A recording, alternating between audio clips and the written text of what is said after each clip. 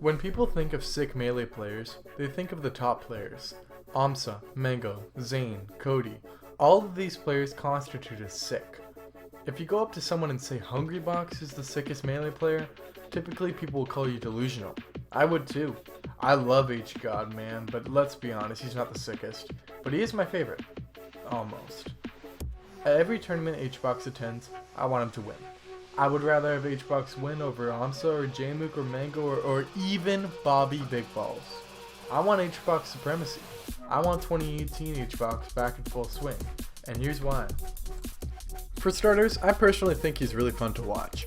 He isn't the most engaging player to watch in the world, let's be real, but it's still a treat seeing him play on stage. Melee is also fast and flashy, which is why it's so good, but seeing H-Box slow Melee down and play it like a surgeon performing on a patient is not only unique, but also inconsistent in a good way. Let's take an extreme example. H-Box vs Cody at Get On My Level 2022. H-Box gets the lead and starts planking. Planking is very boring and it makes me sad, but H-Box is doing this for a reason, and it's hilarious. He has his sunglasses on with a stone cold look on his face and the Canadian crowd chanting A every time he grabs a ledge. So when an opening does show up, it feels much more significant than seeing it in isolation.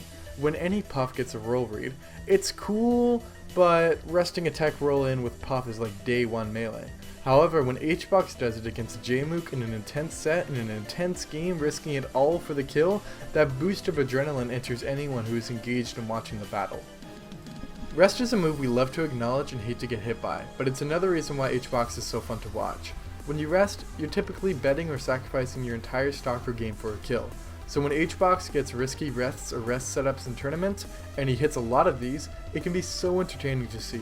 In isolation, these rests aren't anything special. Anyone could do it. But in these high pressure situations, it can be so shocking to see H-God go for these. In fact, I owe my all to H-Box. I will make a shrine of him and praise him for everything he does. You know why? I got into competitive Smash through H-Box. Kind of. One day, boring old me was laying on my couch watching YouTube when I saw a video made by a YouTuber named Lemon talking about H-Box and Melee as a whole. Now, at the time, I was familiar with competitive Ultimate and knew about some Melee stuff, such as 20XX and the Wombo Combo video, but for the most part, I did not know much. So when Lemon talked in depth about all the storylines Melee had gone through and how that impacted H-Box as a person, I was incredibly shocked and inspired. The doc talked about how this video game changed this man's life and made him a better person for it, but also how Juan could be successful without ever picking up a GameCube controller. It got me so inspired and I started to grind Ultimate. I would watch Ultimate tournaments and I learned that H-Box was also a commentator, and a YouTuber, and a Twitch streamer. His YouTube and Twitch streams primarily focused on Ultimate, which I loved. When he played Melee, he was always on another level, a level we could never achieve, or dream to achieve. But when he played Ultimate, he was losing to Wi-Fi Ganon, like the rest of us. Sure, he wasn't bad, but it seemed that he was. He would pop off when he got out of pools at a 100 plus person online event, and even cry when he would win these events, and I loved every second of it. On these Ultimate streams, he would reach out to fans. He would discuss issues, drama, news, and more with a smile and a pop-off, and he gave his all to his streams and his community. He didn't just do it for the money, he also did it for us, for the community. So when COVID was starting to end, I was hoping that H-Box would return back to form and start winning again, since everyone was making fun of him for losing Melee Online so much. And that time didn't come. He wasn't bad, never missing a single top 8, but it was clear he wasn't as good as his prime. But H-Box never gave up. He attended tournament after tournament, and at Get On My Level he finally won, and he celebrated by going to Twitch and playing some Ultimate.